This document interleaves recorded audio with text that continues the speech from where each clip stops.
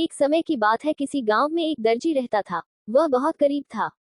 वह मन ही मन सोचता था कि इतनी मेहनत करने पर भी कुछ पैसे नहीं जोड़ पाता हूँ।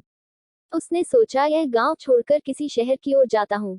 हो सकता है कि भगवान कोई चमत्कार कर दे और मैं जल्दी से धनवान बन जाऊं। वह शहर की ओर जाने वाले मार्ग पर चल पड़ा। दर्जी अभी थोड़ी ही दूर चला था कि उसे रास्ते में एक लकड़हारा मिला जो लकड़ी काट रहा था।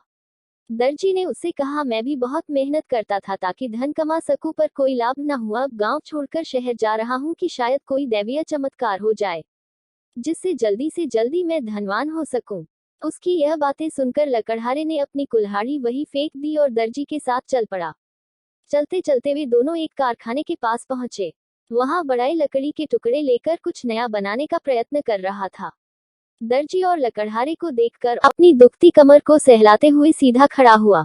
लकड़हारे ने कहा, भाई, हम दोनों भी तुम्हारी ही तरह बहुत मेहनत करते थे किंतु कोई लाभ ना हुआ। अब हम दोनों ने शहर जाने का फैसला किया है, शायद जल्दी धनी बन जाने का कोई रास्ता मिल जाए।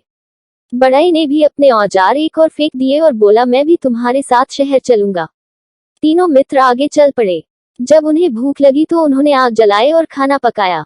उसी समय एक बूढ़ी औरत वहां आ पहुंची। वो सब आपस में बातें करने लगे। जब उस बूढ़ी औरत को पता लगा कि उन्होंने किसी चमत्कार की आशा से अपना घर और काम छोड़ दिया है तो उसने कहा, तुम लोगों ने अपना घर छोड़कर ठीक नहीं किया, यह तुम्हारी मूर्खता है। उस बुढ़िया की बातों को नजरअंदाज करते हुए दर्जी ने कहा, यदि भाग्यवश हमें कोई परी मिल जाए और उसके वरदान से हम रातों रात धनवान हो जाए। तब बुढ़िया बोली, तो समझो मैं बुढ़िया के वेश में एक परी हूँ। बोलो, तुम लोगों को क्या वरदान चाहिए? मैं एक एक वरदान तुम तीनों को दूंगी, देखती हूँ तुम उसका लाभ किस प्रकार उठाते हो।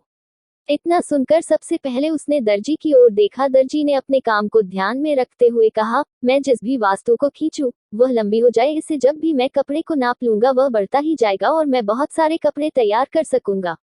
बुढ़िया ने कहा, जाओ, ऐसा ही होगा।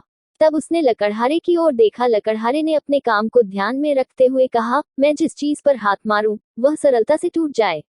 बुढ़िया हंसते हुए बोली, जाओ, तुम्हारे साथ भी ऐसा ही होगा। अब उसने बढ़ई की ओर देखा। बढ़ई ने भी अपने काम को ध्यान में रखा और कहा, मैं जिस वस्तु को एक साथ रखूं वह आपस में मजबूती के साथ जुड़ जाए। बूढ़ी औरत ने कहा, ऐसा ही होगा। तीनों को वरदान देने के बाद वह उठ खड़ी हुई और वहां चल दी। दर्जी बोला, अब हमें देखना चाहिए कि हमें जो वरदान मिला है वह पूरा भी होता है या नहीं। उसने अपने थैले में से एक कपड़े का टुकड़ा निकाला और उसे खींचने लगा। उसकी खुशी का ठिकाना न रहा जब उसने देखा कि कपड़ा लंबाई में बढ़ता ही जा रहा था। उसके बाद लकड़हारे ने एक पेड़ के तने पर हाथ रखा तो उसके दो टुकड़े हो गए। यह देख बधी ने अपने वरदान की पुष्टि करने के लिए उसने उस टूटे भाग को उठाया और आपस में जोड़ दिया। पेड़ के दोनों भाग मजबूती से जुड़ गए। वे तीनों खुशी के मारे पागल हो गए। आग के चारों ओर नाचने लगे। नाचते नाचते दर्जी का हाथ अपनी नाक पर जा पहुंचा और वह अपनी नाक खींच बैठा। उसके आश्चर्य की सीमा न रही कि उसकी नाक खींचकर लंबी हो गई थी। वह जमीन पर बैठकर रोने लगा, हाय, अब क्या होगा? मैंने तो कपड़े को ध्यान में रखकर वरदान मांगा था। उसकी लंबी नाक को देखकर लकड़हारा ठहाका लगाकर हंस पड़ा, जोर जोर से हंसते हुए। जैसे ही उसने अपने पैर पर हाथ मारा उसका पैर धम से जमीन पर गिर पड़ा। दोनों दोस्तों की ऐसी दुर्गति देखकर बढ़ई अपना आपा खो बैठा। वह जल्दी जल्दी अपना जूता पहनने लगा कि मैं अभी उस बुढ़िया को पकड़ कर लाता हूँ। पर अरे, यह क्या? बधी का पैर अपने जूते से चिपक गया था। वह एक भी कदम आगे ना बढ़ा सका। अब तीनों मिलकर रोने और गिड़गिड़ाने लगे और अपनी गलती का एहसास कर माफी मांगने लगे। तभी वह बुढ़िया वहां पर आ गई। वह बुढ़िया के रूप में एक परी थी। वह परी उन तीनों का देख उन्हें बोली, देखो, वरदान मांगने से पहले बहुत कुछ सोचना समझना चाहिए। उसने उन तीनों को पहले की अवस्था में लाने से पहले उनसे पूछा, अब बोलो, मैं अपना वरदान वापस ले लूं ताकि तुम फिर से पहले की तरह हो सको।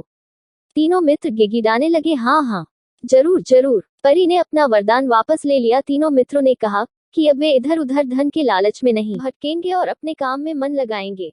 वे तीनों अपने अपने घरों को लौट गए और परी से वादा किया कि वह लोग अब अपनी मेहनत से धन कमाएंगे। लालच बुरी बला है। एक प्रेरणादायक कहानी से हमें यह शिक्षा मिलती है कि हमें सदा ही सच्ची लगन और परिश्रम से अपना कार्य करना चाहिए और कभी लालच नहीं करना चाहिए। धन्यवाद। कहानी सुनने के लिए पसंद आए तो लाइक करें, सब्सक्राइब करें और नए नए कहानी सुनने के लिए बेल आइकन को जरूर दबाएं और गलती हुई हो तो माफ करें। धन्यवाद।